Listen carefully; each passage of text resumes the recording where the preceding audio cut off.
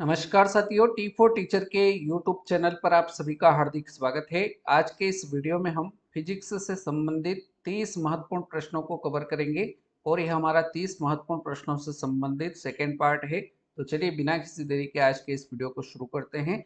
आपसे रिक्वेस्ट है कि इस वीडियो को पूरा अंत तक देखिए और अगर वीडियो पसंद आए तो वीडियो को ज़्यादा से ज़्यादा लाइक करिए, शेयर करिए और चैनल पर नए हो तो चैनल को सब्सक्राइब कर लीजिए। चलिए आज के इस वीडियो के पहले प्रश्न की ओर बढ़ते हैं। पहला प्रश्न आपके सामने है, प्रतिरोधकता का मात्रक है। प्रतिरोधकता का मात्रक आपसे पूछा गया है, तो आपको याद रखना है कि जो प्रतिरोधकता का मात्रक होता है वो होता है ओम मीटर। ऑप्शन ए जो रहेगा वो हमारे इस पहले प्रश्न का एकदम सही जवाब रहेगा। ठीक है, चलिए अगला प्रश्न देखेंगे। प्रश्न संख्या 2, विद्युत धारा उत्पन्न करने की युक्ति को कहते हैं। विद्युत धारा उत्पन्न करने की युक्ति को क्या कहते हैं?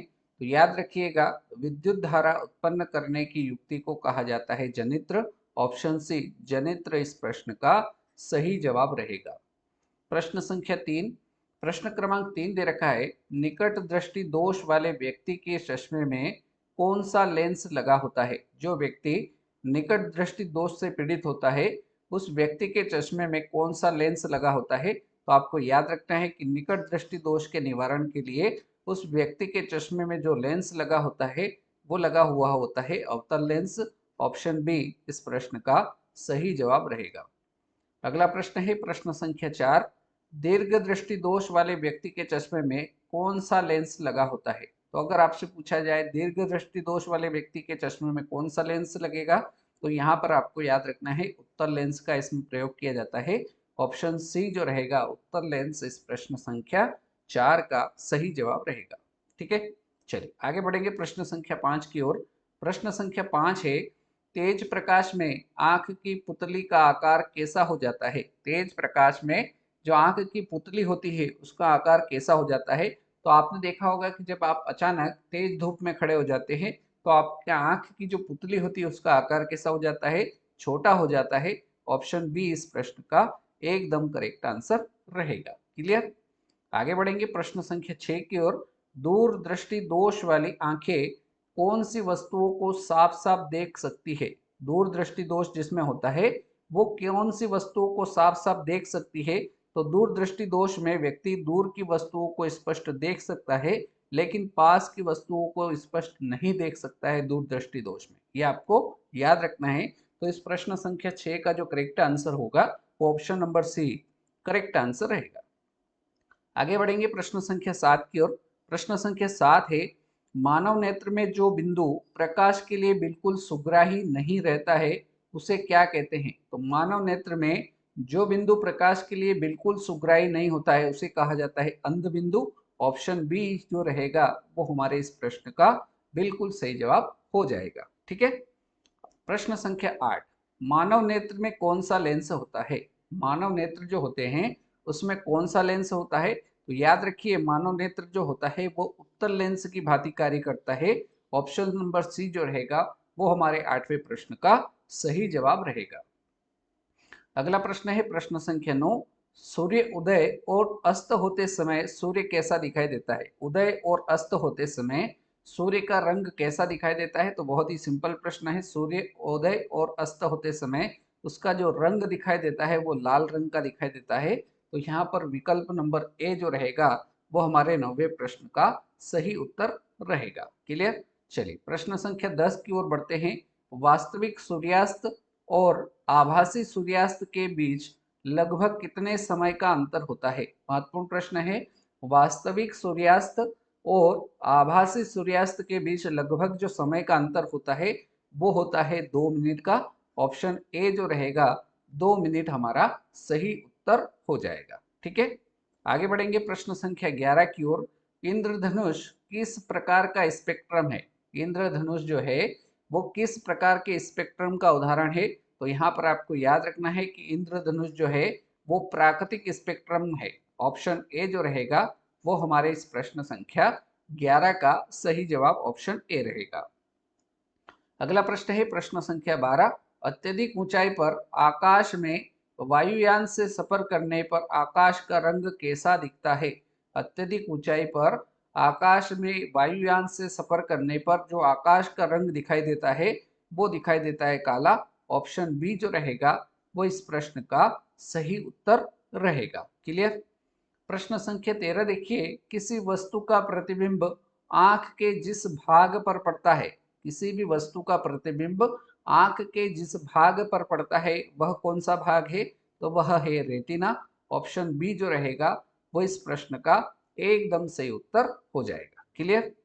आगे बढ़ेंगे। प्रश्न संख्या 14, चुंबकीय क्षेत्र का मात्रक होता है। चुंबकीय क्षेत्र का मात्रक क्या होता है, तो आपको याद रख लेना है कि चुंबकीय क्षेत्र का जो मात्रक होता है वो होता है टेस्ला।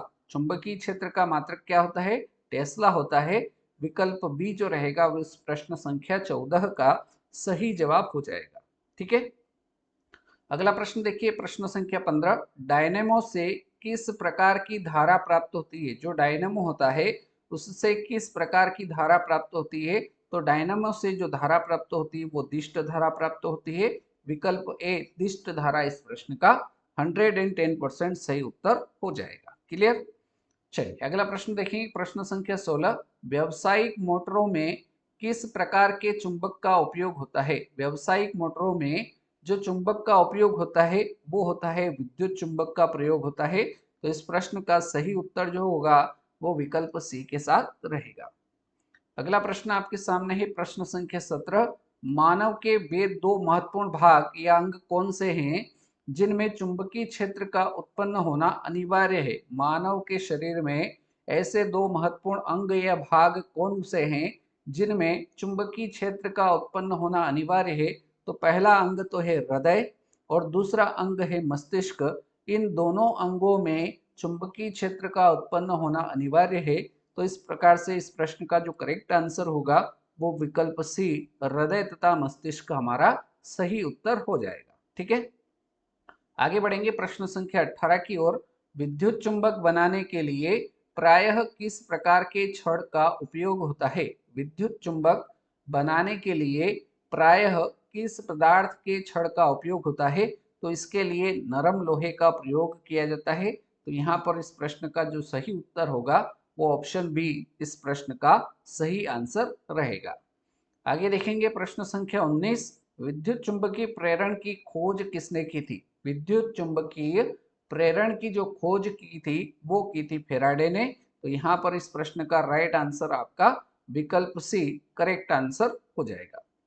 प्रश्न संख्या 20 देखिए। प्रश्न संख्या 20 में आपसे पूछा है, नाभिकीय ऊर्जा प्राप्त करने हेतु आवश्यक है। नाभिकीय ऊर्जा अगर आपको प्राप्त करना है तो उसके लिए क्या आवश्यक है। क्रोमियम आवश्यक है, सिलिकॉन, यूरेनियम या एल्यूमिनियम। तो इनमें से नाभिकीय ऊर्जा प्राप्त करने हेतु क्या आवश्यक है, तो नाभिकीय ऊर्जा प्राप्त करने के लिए यूरेनियम आवश्यक है। तो इस प्रश्न क्रमांक 20 का जो करेक्ट आंसर होगा वो ऑप्शन सी यूरेनियम हमारा सही जवाब रहेगा।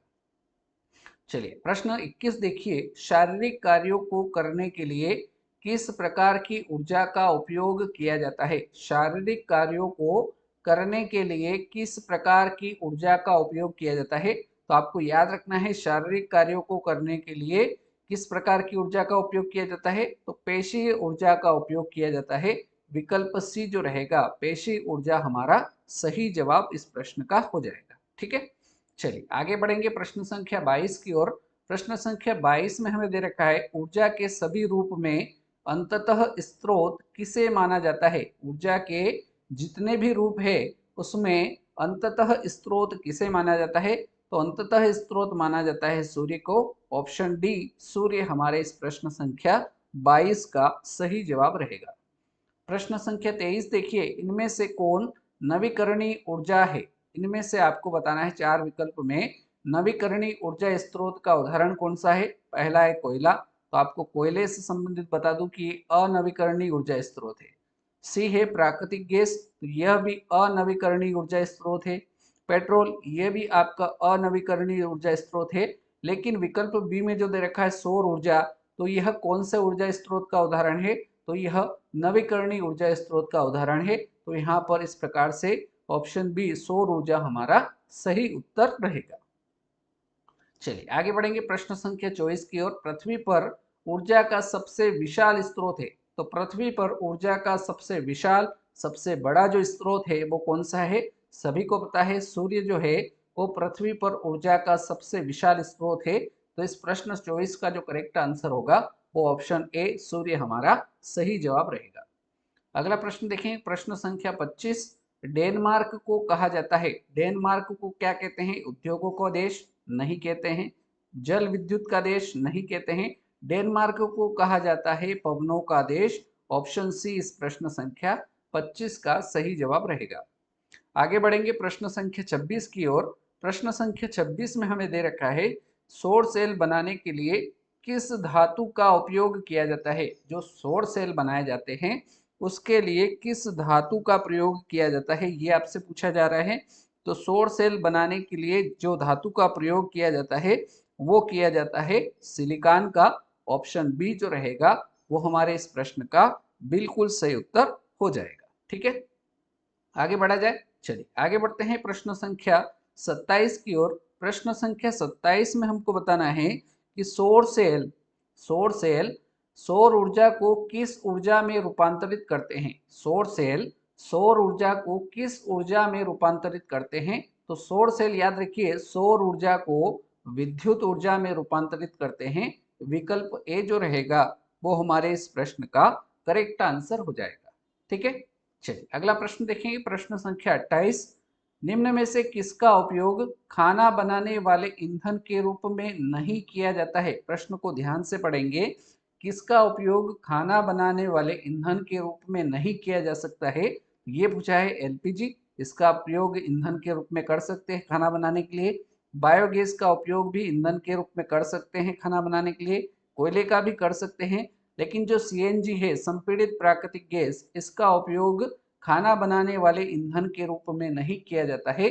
इस कारण से इस प्रश्न का जो करेक्ट आंसर होगा वो सीएनजी हो जाएगा। ऑप्शन सी करेक्ट आंसर रहेगा। आगे बढ़ेंगे प्रश्न संख्या 29। प्रकाश संश्लेषी अंगक इनमें से कौन है? इसमें से आपको बताना है कि प्रकाश संश्लेषी अंगक कौन सा है। स्टोमेटा है, जड़ है, हरित लवक या पत्ती? तो इनमें से चारों में से प्रकाश संश्लेषी अंगक जो है वो आपका हरित लवक है। ऑप्शन सी प्रश्न संख्या 29 का सही जवाब रहेगा। और आज के इस वीडियो का हमारा अंतिम प्रश्न है प्रश्न संख्या 30।